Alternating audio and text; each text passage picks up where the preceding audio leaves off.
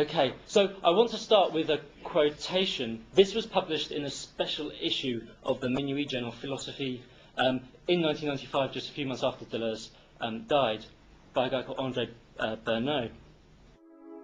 Deleuze, philosopher, son of Diogenes and Hypatia, sojourned at Lyon. Nothing is known of his life. He lived to be very old, even though he was often very ill. This illustrated what he himself had said. There are lives in which the difficulties verge on the prodigious. He defined as active any force that goes to the end of its power. This, he said, is the opposite of the law. Thus he lived, always going further than he believed he could. Even though he had explicated Chrysippus, it is above all his steadfastness that earned him the name of a Stoic. Chrysippus is the third head of the Stoic school from the 3rd century BC, and the most important of the early Stoics for the systematization of Stoic doctrine. Okay. Now, this passage, which, although it's labelled Sudas, which is the name of a 9th century Byzantine encyclopedia, in fact is much more of a homage to the lives of the philosophers that one finds in Diogenes Laertius, in which one finds anecdotes and doxographical fragments of philosophical theories combined with one another. Now, what's quite striking to me about this passage is that Bernot seems to be suggesting that there's some kind of deeper Stoicism within Deleuze beyond his passing comments on the Stoics that we find in the Logic of Sense. Even though Deleuze has explicated Chrysippus in the Logic of Sense, it's above all for his steadfastness that earned him the name of a Stoic. There's a suggestion, it seems, that there's some kind of deeper Stoic attitude at work within Deleuze's philosophy. And it's this thought that there might be some kind of deeper Stoicism at work within Deleuze's philosophy that I'm interested in. I'm not so interested in his explicit comments on the Stoics, although obviously we'll discuss those.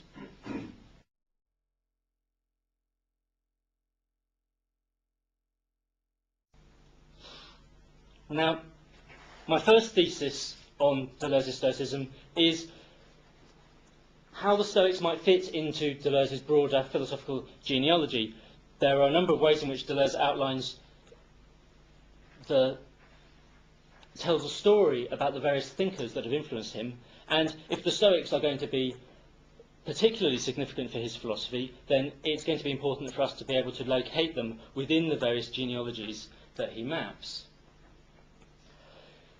In interviews in dialogues, Deleuze famously says that as a student he was bludgeoned to death by the history of philosophy, forced to study at great length philosophers such as Plato and Descartes and Hegel, philosophers who he didn't find particularly congenial.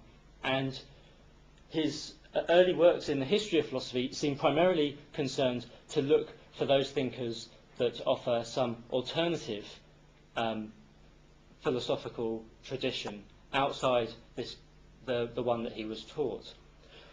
The tradition that he wants to reject, this tradition of Plato, Descartes and Hegel, is one in which priority is given to abstractions, Deleuze suggests, abstractions such as the one, the whole, the subject. And what Deleuze wants to do is get away from that tradition and instead affirm some kind of empiricist tradition, some kind of pluralist tradition. Hence his first book on Hume, his interest in William James, even his glowing remarks about Bertrand Russell that crop up from time to time.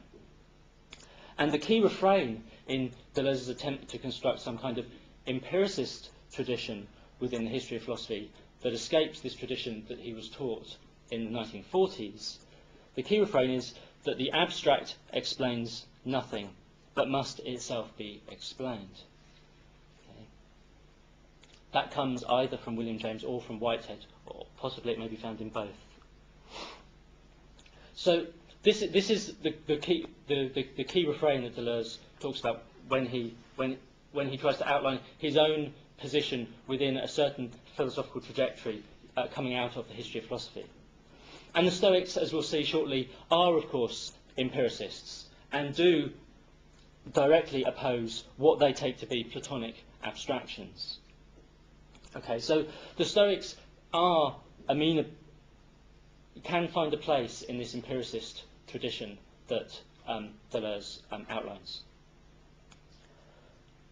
The other key phrase that one finds when Deleuze is mapping out his philosophical forebears is he says that all of his interests revolved around what he calls the great Spinoza-Nietzsche equation. And without wanting to go into a lot of details, both Spinoza and Nietzsche have been presented as embodying certain Stoic themes within their work. And Bergson, too, of course, is a third key figure for Deleuze. And in Bergson, again, we can find broadly Stoic themes, the idea that the cosmos is a living process.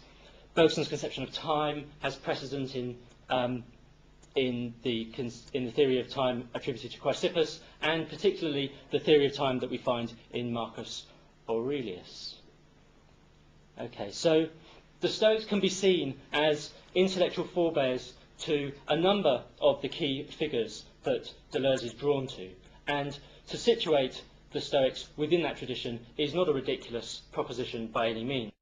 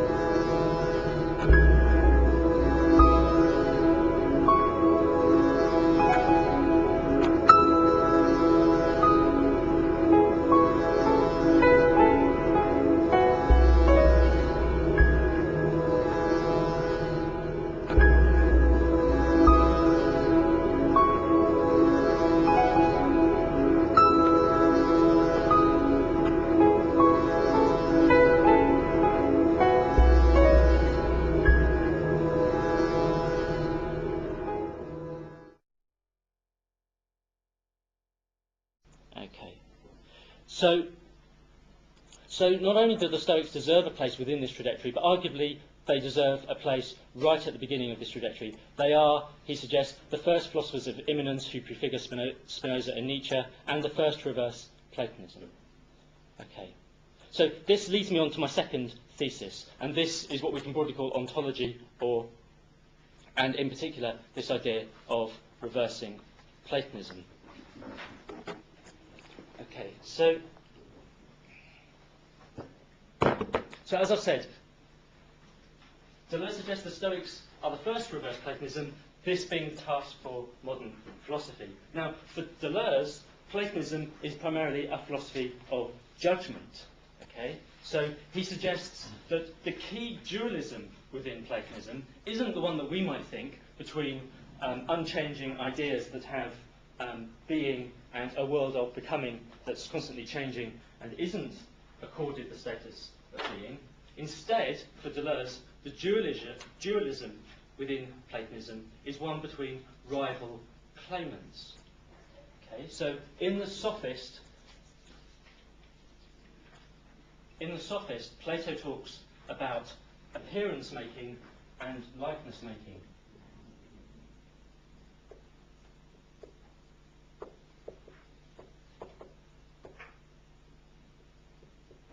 He suggests these are two distinct arts, and his concern is to choose between these two different types. And in Deleuze's discussion of Platonism, in his 1966 essay, which he then revises and prints as an appendix to the Logic of Sense, he talks about true copies and false copies. And the key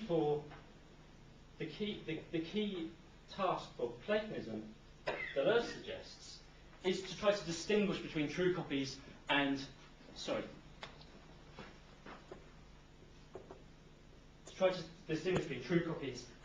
false copies. And in the dialogue, the Sophist, of course, the main task of the dialogue as a whole is to try to show how we can distinguish between the true philosopher who deserves to run the city and the Sophist.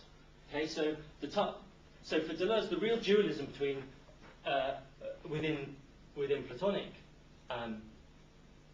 ontology is this dualism between true copies and false copies. And the ideas come up in here simply as a way of guaranteeing that we make the right choice. But the dualism is not between here and here, it's between here and here. Okay. So according to Deleuze, this is what Platonism is. It's a philosophy of judgment. Okay.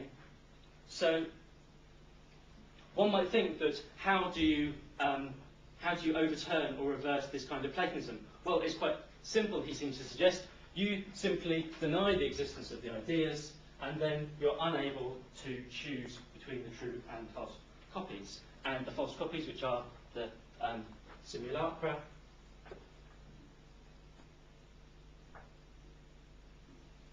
can then achieve a status similar to the true copies. Okay.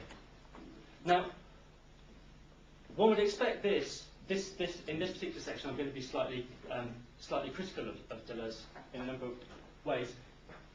In the light of all of that, you might say, okay, if the Stoics are the first to reverse Platonism, then they're going to be the first to overturn this dualism by denying ideas and dissolving this dualism between true and false copies.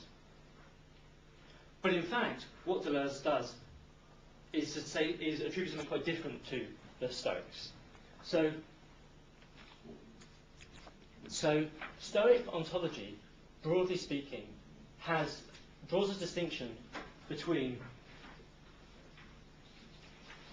bodies which they say exist, and then a certain list of incorporeals which they say subsist. So the key phrase within Stoic ontology is only bodies exist. However, in order to give a convincing materialist ontology, the claim only bodies exist isn't enough on its own, because there are a number of things which aren't bodies, but the one needs to say are in some sense real. And one example of this would be place. Okay. Another would be time. Another would be void. So you might need to give some kind of account of void within your ontology, but you're not going to want to say it's a body. And because they claim that only bodies exist, then they'll need to have some other kind of ontological category for these, for void, for instance, and these other incorporeals. And the fourth of the canonical incorporeals is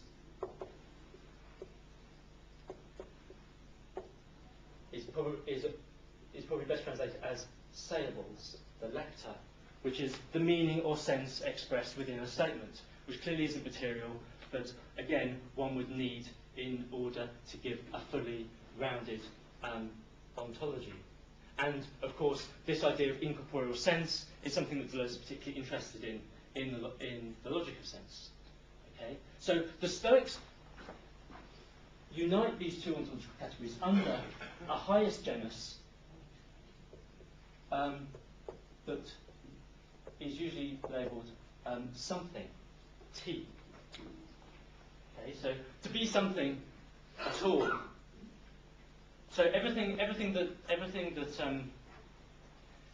there is within Stoic ontology falls under this highest genus of something. And it's often suggested that while bodies exist and incorporeals subsist, the category of something, we might say, covers the real. And it covers only particulars, it's claimed. Okay, so only bodies exist, only particulars are real, and the incorporeals are therefore real, but they don't exist. Now, for the Stoics, anything that doesn't fall within this scheme is nothing whatsoever. And because the highest genus is identified with particularity, then universal concepts, fall out of this schema. And so, although this isn't part of the schema at all, there's also a description of things that are uti, things that are not something. Okay? And uti could also be translated as just simply nothing. Okay, nothing at all. And the things that fall into this category for the Stoics are Platonic ideas. Okay? The other things that fall under this category of not something are hallucinations, the dreams and ramblings of madmen, and so on and so forth, the products of the imagination. And for the Stoics, Platonic ideas have that kind of ontological status. They're dismissed out of court altogether. Okay? So that sounds as if the Stoics are simply rejecting Platonic ideas completely, which sounds as if it's what Deleuze wants them to do. In fact, what he says is something quite different. He says,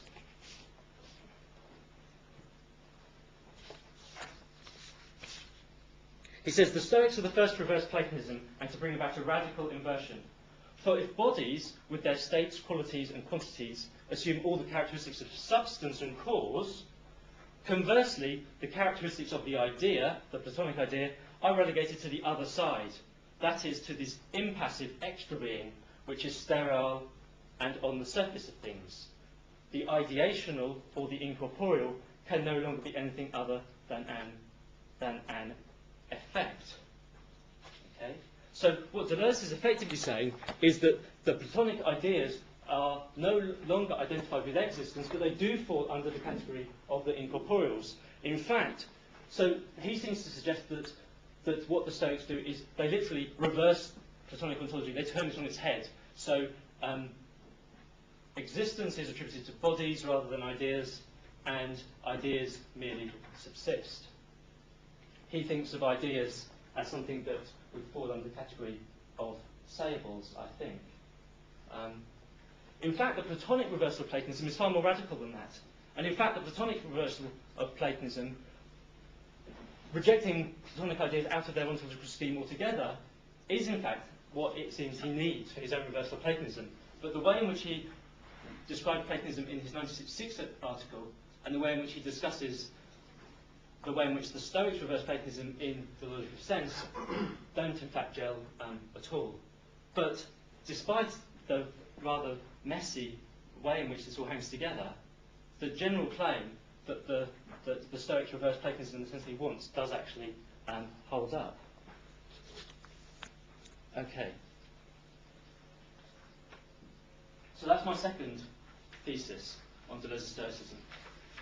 The Stoics are the first to reverse Platonism, and for Deleuze, reversing Platonism is the principal task of modern philosophy, he suggests, as a good Nietzschean.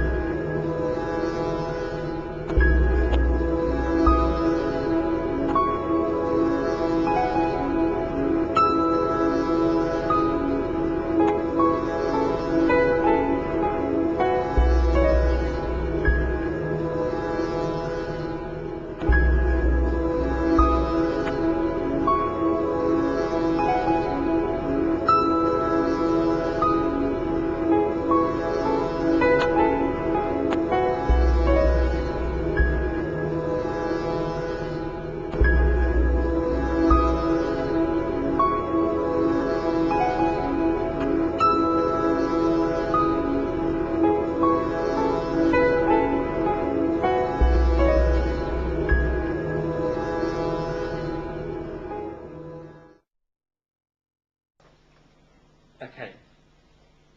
My third thesis. My third thesis is on the idea of practical philosophy. Now, I don't know if any of you are familiar with the work of a French scholar called Pierre Hadot, who wrote a book that published in English in 1995 called Philosophy as a Way of Life. More recently, Hadot has published another book called What is Ancient Philosophy?, in which he describes the way in which philosophy was conceived in antiquity.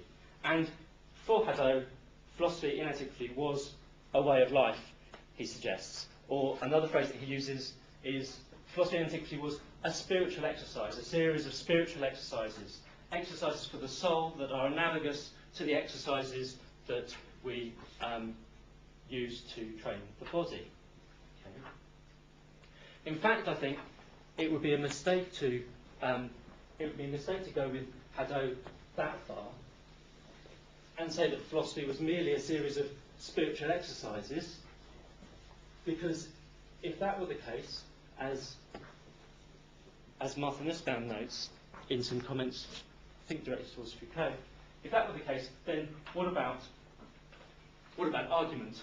Ancient philosophers are clearly very interested in arguments. If philosophy is merely a series of spiritual exercises designed to transform us into some kind of wise man or sage, then how do we distinguish between the ancient philosopher, how do we distinguish between Socrates and the kind of mystical religious nutcase on the street corner who doesn't have any arguments whatsoever, but would very much like to get his hands on your soul and transform it for you if he can do?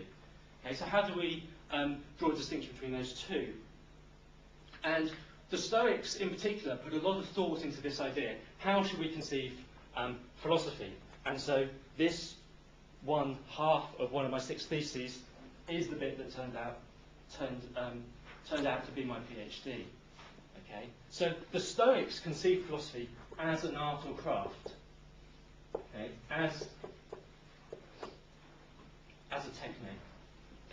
Okay, and as with other arts and crafts, they suggest that 2 things are required.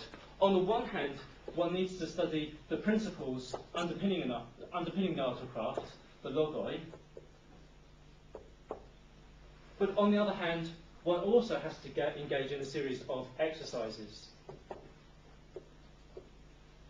ascesis.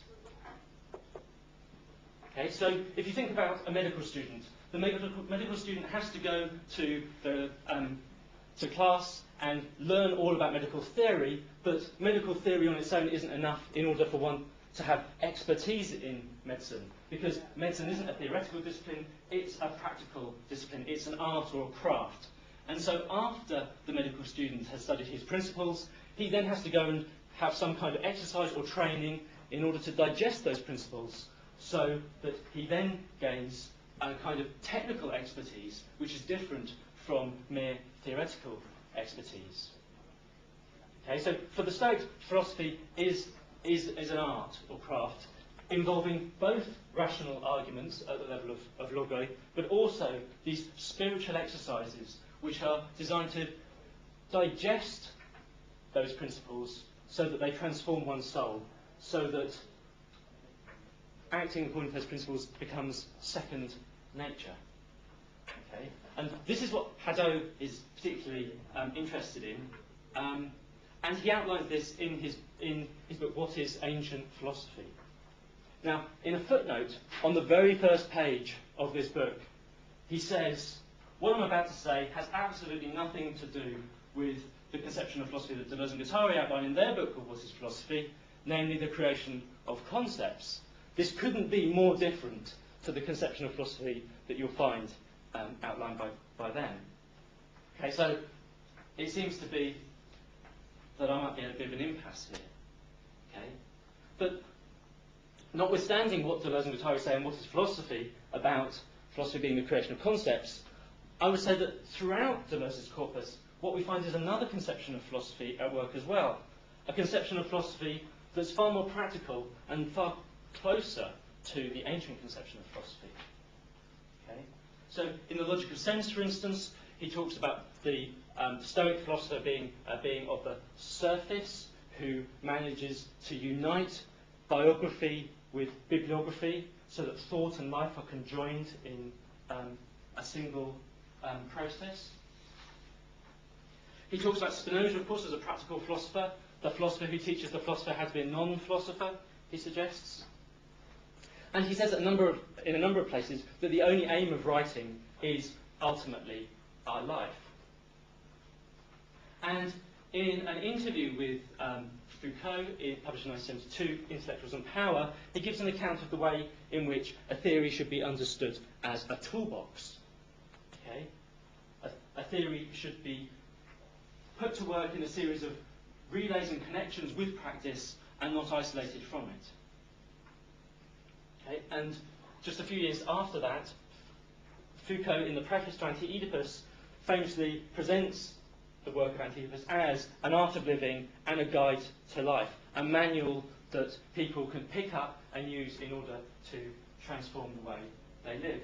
So, notwithstanding what Deleuze and Guattari tell us explicitly in that book written in 1991, for the last 20, 25 years before that, Deleuze has constantly been telling us that, in fact, philosophy is something very practical. Philosophy is something that should transform our very lives. Writing and life should be constantly intertwined with one another. In short, I'd say he gives us an incredibly ancient conception of philosophy. So I would argue that Deleuze's conception of philosophy shares a lot in common with ancient and particularly Stoic conceptions of philosophy.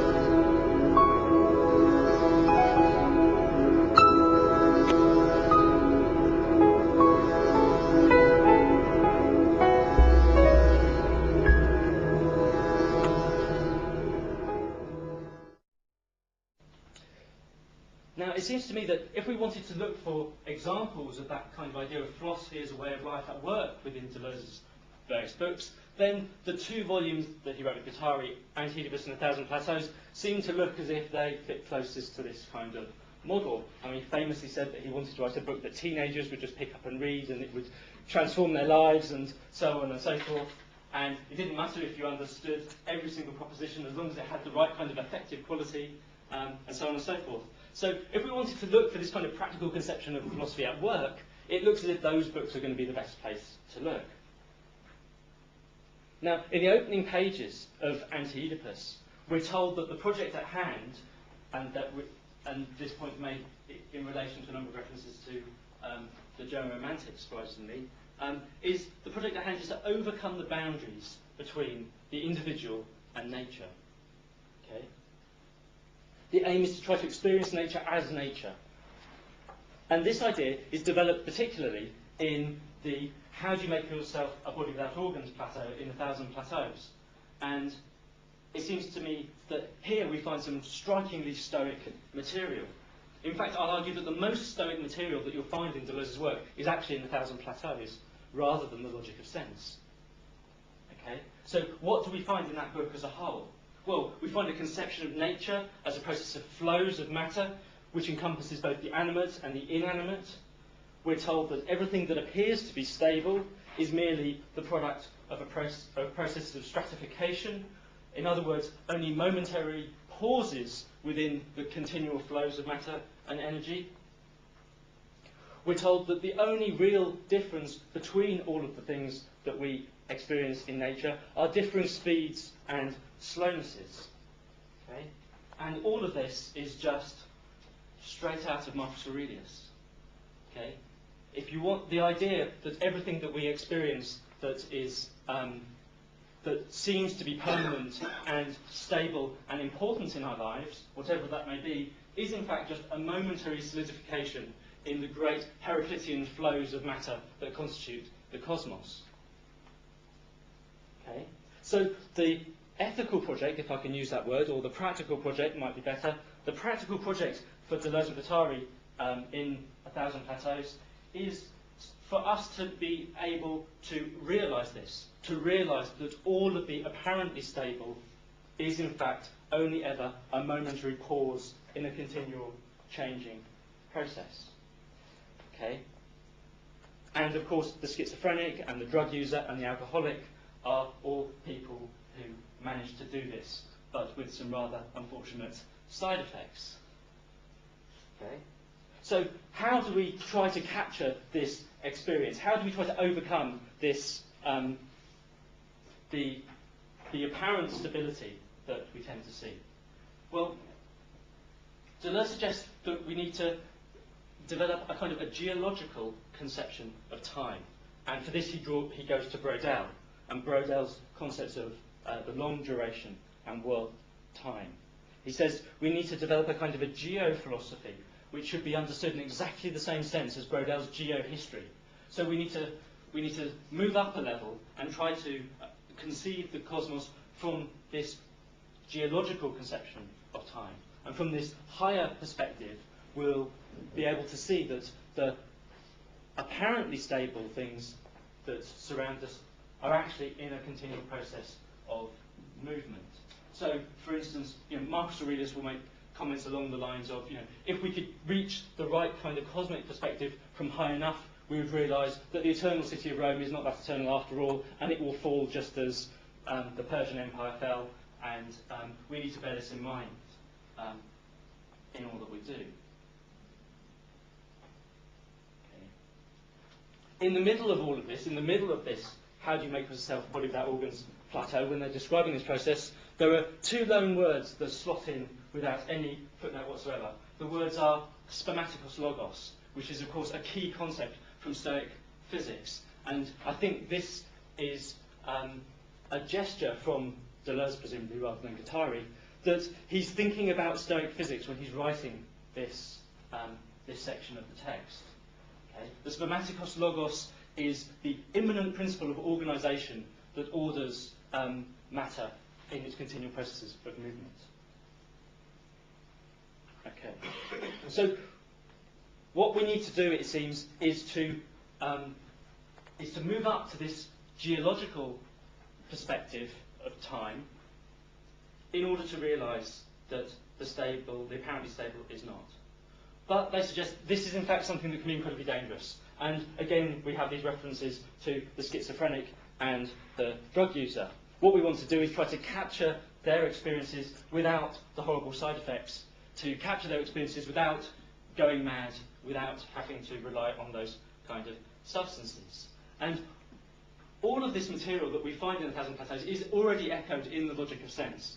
And when Deleuze talks about this in the logic of sense, he concludes, or should we go a short way further to see for ourselves, be a little alcoholic, a little crazy, a little suicidal, a little of a gorilla, just enough to extend the crack, but not enough to deepen it irremediably?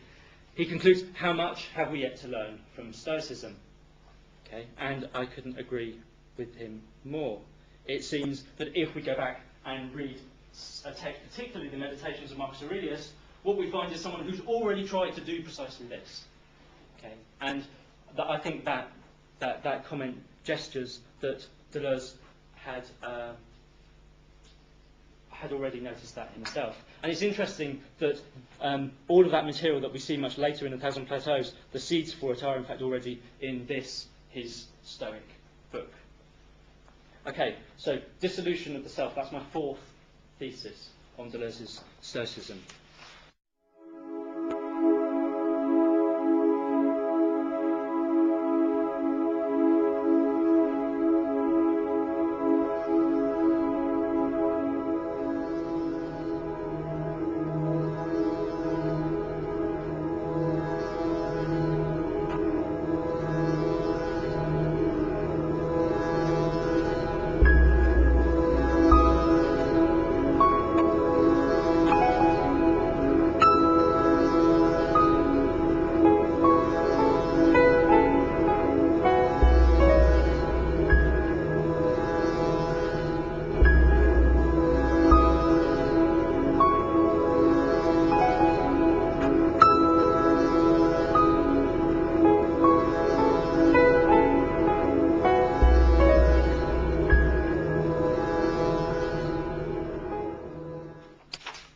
My fifth thesis is also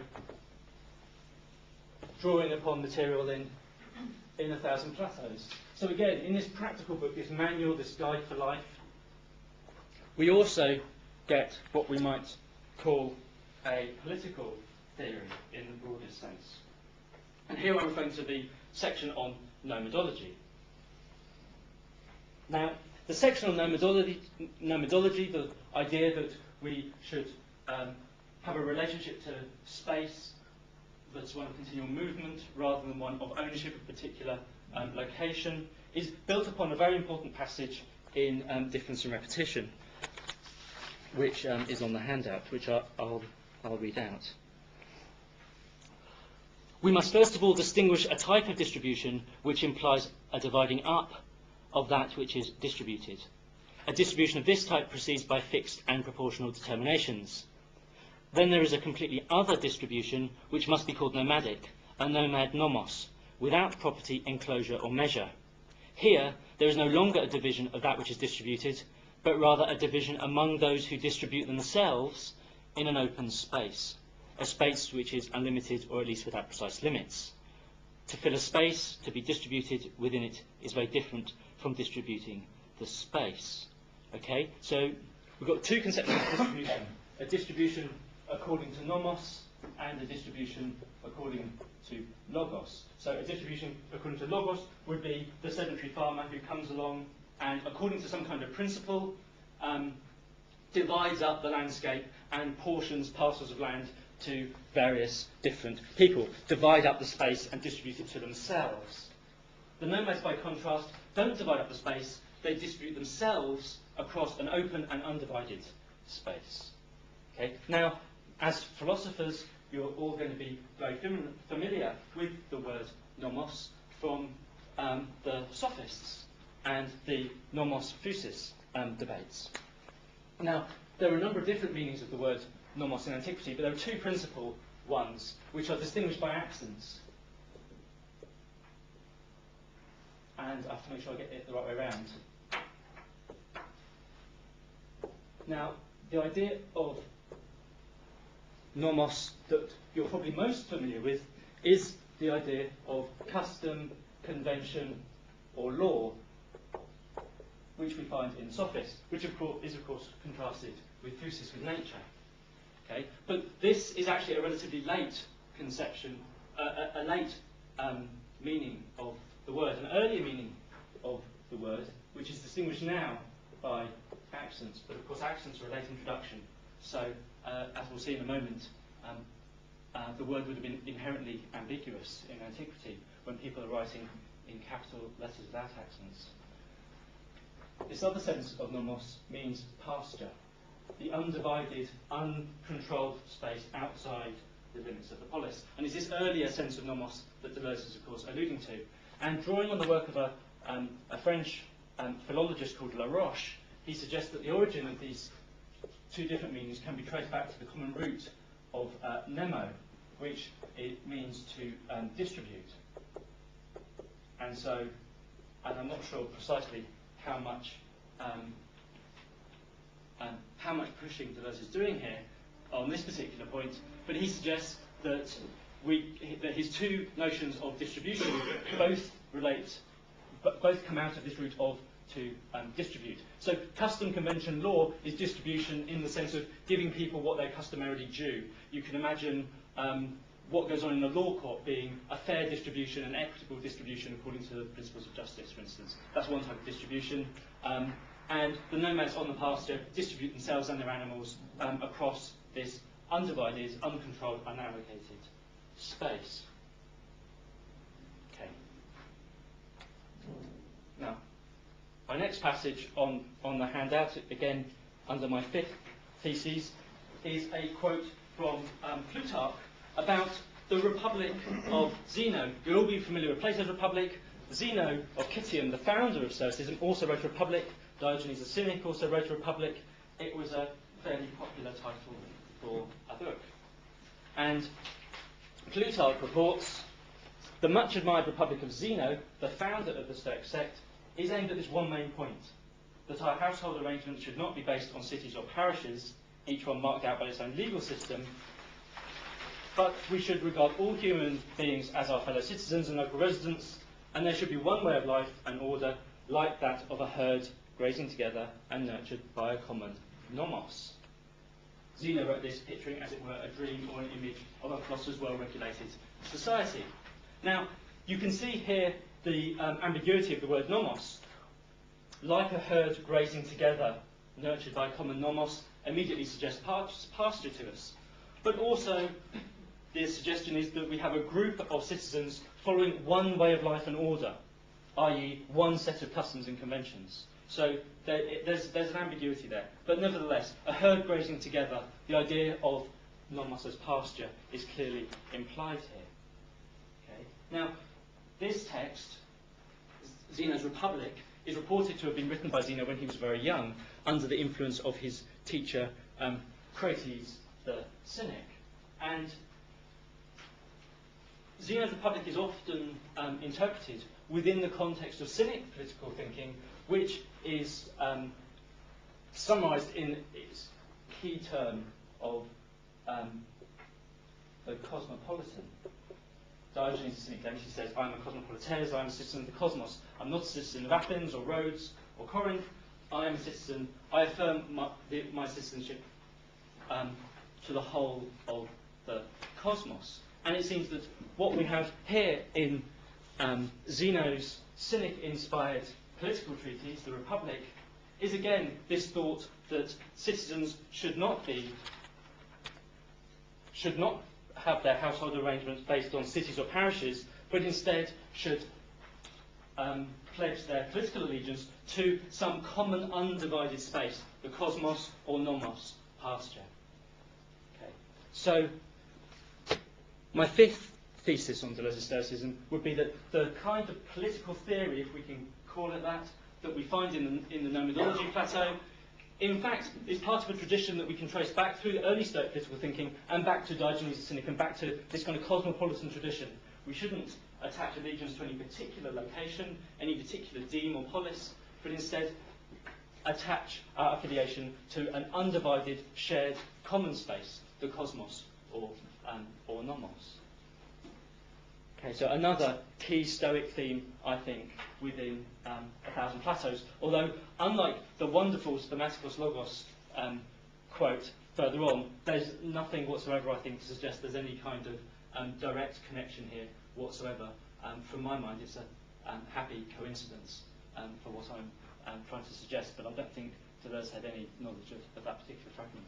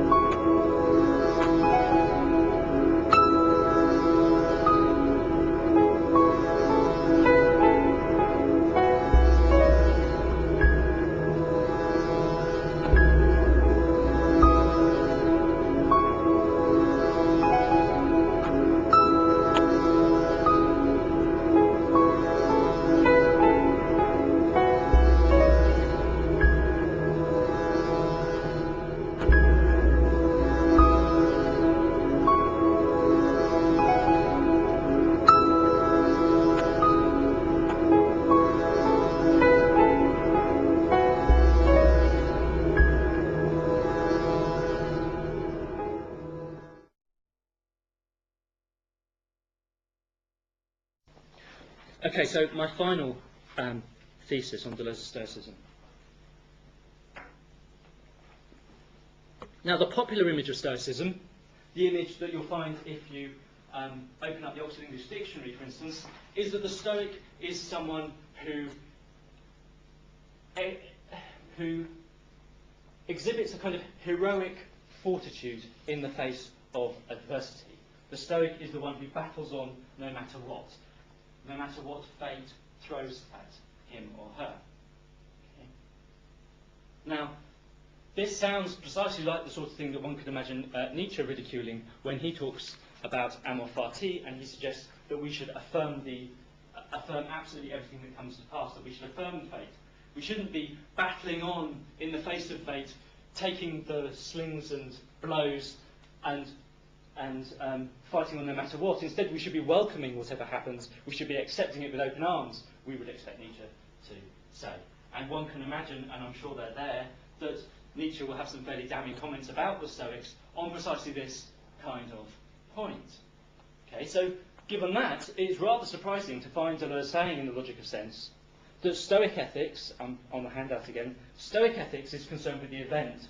It consists of willing the event as such. That is, of willing that which occurs insofar as it does occur. And he goes on in the third passage, either ethics makes no sense at all, or this is what it means and has nothing else to say, not to be unworthy of what happens to us. To grasp whatever happens as unjust and unwarranted, it is always someone else's fault, is on the contrary what renders our souls repugnant. So the heroic Stoic, if we call him that, who battles on against fate, is of course attributing everything unjust that happens to fate, to nature as a whole, to God. So what's going on here? Okay? It seems as if Deleuze is trying to ally Stoic ethics with Nietzschean amor fati, which sounds a world away from what we normally think about Stoicism when we think about their attitude in the face of fate. So the courageous, heroic Stoic who battles on is effectively, we might say, in a state of endurance, which implies that what's happening isn't very nice, or a state of resignation, that one would just take it on the chin and do nothing about it. Whereas Deleuze, by contrast, is suggesting a notion of affirmation. Okay. Now, of course, the modern popular conception of Stoicism has a genealogy, and part of that genealogy is the 16th century Renaissance neo-Stoic that I've been working on, called Justus Lipsius. And the modern conception of Stoicism is basically his. He published this very important book, De Constantia, on constancy in the face of public evils, to give it its full title, in which he outlines a version of Stoic ethics, which has been tweaked slightly to make it amenable to a Christian audience. And this book, published in 1584, went through something like 80 editions in the 17th century. Okay? If you wanted to know what Stoicism was in the 17th century, you read Lipsius. Diderot's article on Stoicism in the Encyclopedia ends with a note on Lipsius, the most important of the modern restorers of Stoicism. So our modern conception of Stoicism is Lipsius' conception of Stoicism, which is very much endurance in the face of adversity. And Lipsius was primarily a scholar of Seneca. He produced an important scholarly edition of the works of Seneca in 1605. And if we go to Seneca, particularly Seneca's essay on Providence, you'll find loads of this stuff. You'll find all sorts of stuff about how we've no idea what God has determined for us. We've no idea whether the horrific things that come to us are part of some great divine providential plan that actually will be in our best interest in the end. We can't work out what God thinks. We've just got to take it on the chin like real men, and unfortunately the language is real men most of the time. And this is where Lipsius is getting this image of the Stoic attitude to fate, I would argue. Okay? But there are other Stoics. Seneca's just one among many. And if we turn to the other later Stoics, writing in Greek rather than Latin, in particular Marcus Aurelius, who I've already mentioned, but also Epictetus, who's roughly contemporary with Seneca, but a world away culturally. If we look at these thinkers, then we come across a quite different attitude towards fate. Okay? So, if we want a kind of a catchphrase for Epictetus' Stoicism with regard to fate, the famous passage is, do not seek events to happen as you want them to, but rather want events to happen as they do so, and your life will go well. Okay? do not seek events to happen as you want them, but rather want them as they happen, and your life will go well. What Epictetus is trying to suggest is that we should try to identify our own will with the will of the cosmos as a whole, and of course the cosmos is identified with God in Stoic physics. Okay. So, and again, in Marcus Aurelius, we have this idea that we should expand our horizons. We shouldn't see ourselves as isolated individuals living at this particular place, at this particular time. Instead, we should try to raise up to this broader cosmic perspective, this geo-historical perspective, in which we see all of the processes of the cosmos, with things constantly moving, constantly changing, and try to get beyond the boundaries of our own particular interests and concerns. Again, to try and reach a kind of a point of view of the cosmos, we might say. Okay? So in Marcus Aurelius and Epictetus, there's this idea that we should expand ourselves, we should try to go beyond the apparent boundaries of the subject in order to identify our own will with the will of the cosmos. Okay? So rather than external events appearing to be something outside and opposed to us, that assault us and that attack us, instead we should try to dissolve that boundary so that we see ourselves as part of nature, and we see those events not as alien to us, but in fact akin with us. And you can see potentially some of the resonances you could pick up with Spinoza here, which obviously is useful for the genealogy I'm trying to map. Okay. And again, the Stoics will say that the only entity that is actually completely free is God. And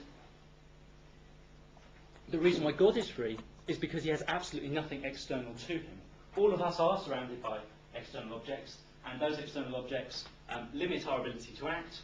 Only God is completely free because God has nothing external to him. So the more that we can become like God, the more that we can identify ourselves with nature as a whole, the more we will be free. So this is why we should try to do this. So there are, if you like, two conceptions of Stoicism when it comes to attitudes towards fate. There's the Senecaean attitude of heroic endurance, and there's this Epictetan, Aurelian attitude of affirmation. And it's that conception of Stoicism that Deleuze is alluding to, I think.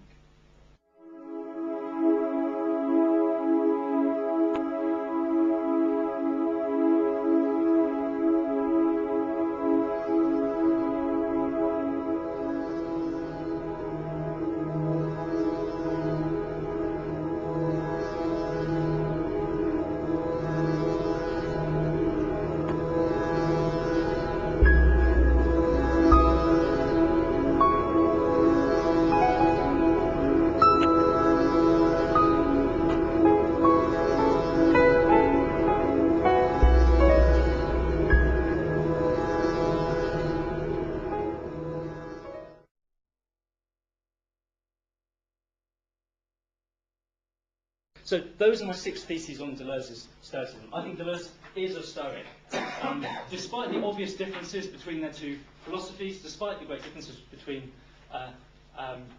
between cultures, despite how much of Deleuzean ontology clearly isn't in Stoicism, despite various things in Stoic philosophy that there's no way that Deleuze could possibly affirm, the idea of providence, for instance, despite all of these things, there seems to be a profound deeper Stoicism within Deleuze's philosophy that Bernot was touching upon in my opening quotation.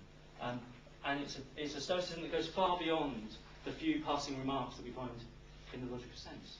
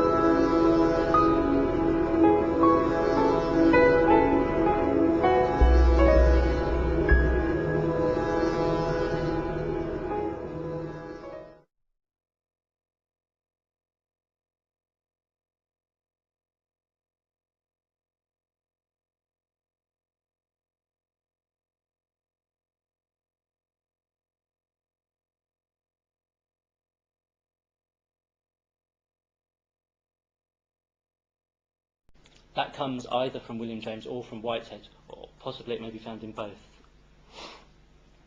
So this is the key refrain that Deleuze talks about when he tries to outline his own position within a certain philosophical trajectory coming out of the history of philosophy. And the Stoics, as we'll see shortly, are of course empiricists and do directly oppose what they take to be Platonic abstractions. Okay, so the Stoics can find a place in this empiricist tradition that Deleuze outlines.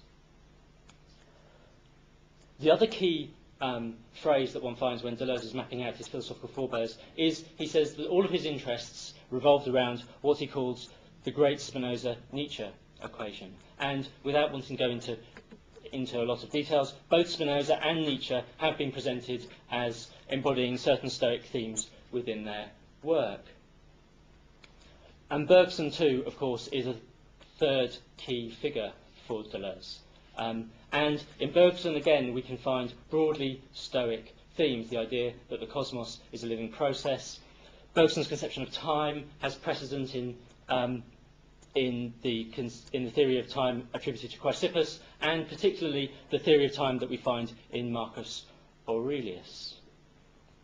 Okay, so the Stoics can be seen as intellectual forebears to a number of the key figures that Deleuze is drawn to, and to situate the Stoics within that tradition is not a ridiculous proposition by any means.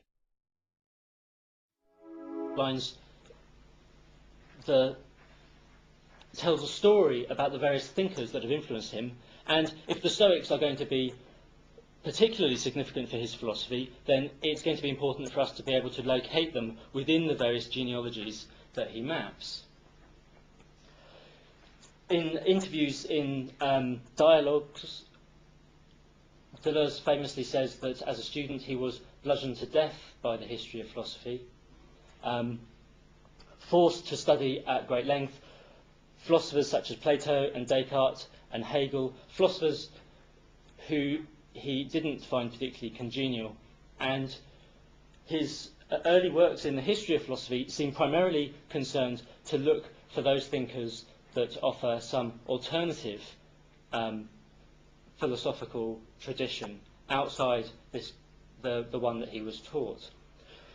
The tradition that he wants to reject, this tradition of Plato, Descartes and Hegel, is one in which priority is given to abstractions, Deleuze suggests, abstractions such as the one, the whole, the subject. And what Deleuze wants to do is get away from that tradition and instead affirm some kind of empiricist tradition, some kind of pluralist tradition. Hence his first book on Hume, his interest in William James, even his glowing remarks about Bertrand Russell that crop up from time to time. And the key refrain in Deleuze's attempt to construct some kind of empiricist tradition within the history of philosophy that escapes this tradition that he was taught in the 1940s, the key refrain is that the abstract explains nothing, but must itself be explained.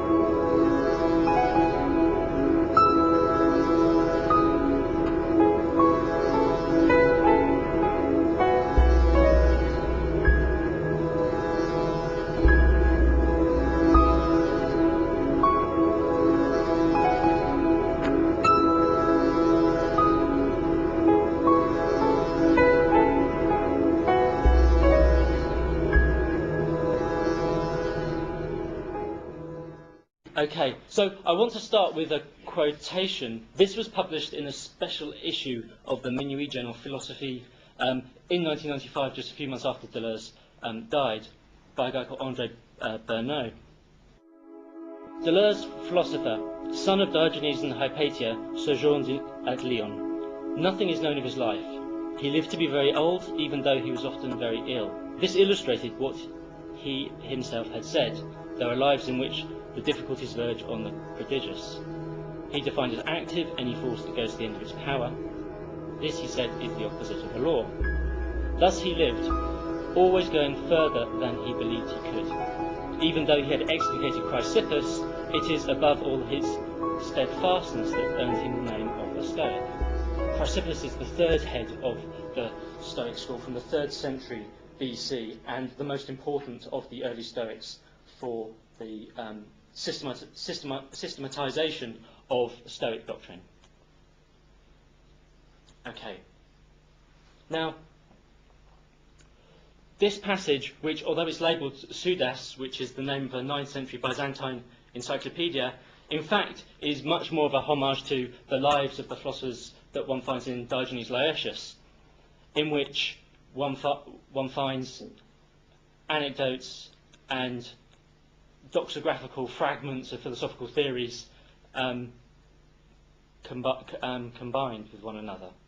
Now, what's quite striking to me about this passage is that Bernard seemed to be suggesting that there's some kind of deeper Stoicism within Deleuze, beyond his passing comments on the Stoics that we find in the Logic of Sense. Even though Deleuze has explicated Chrysippus in the Logic of Sense, it's above all for his steadfastness that earned him the name of a Stoic. There's a suggestion, it seems, that there's some kind of deeper Stoic attitude at work within Deleuze's philosophy.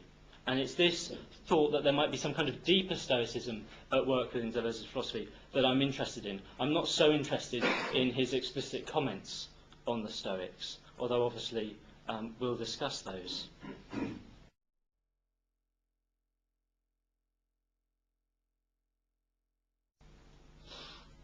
Now, my first thesis on Deleuze's Stoicism is how the Stoics might fit into Deleuze's broader philosophical genealogy. There are a number of ways in which Deleuze outlines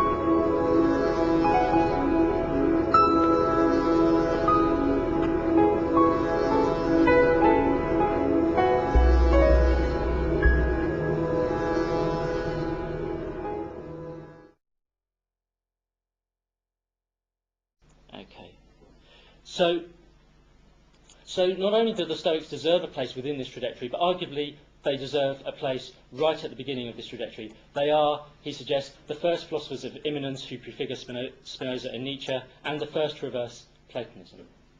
Okay. So this leads me on to my second thesis, and this is what we can broadly call ontology, and in particular, this idea of reversing Platonism. Okay, so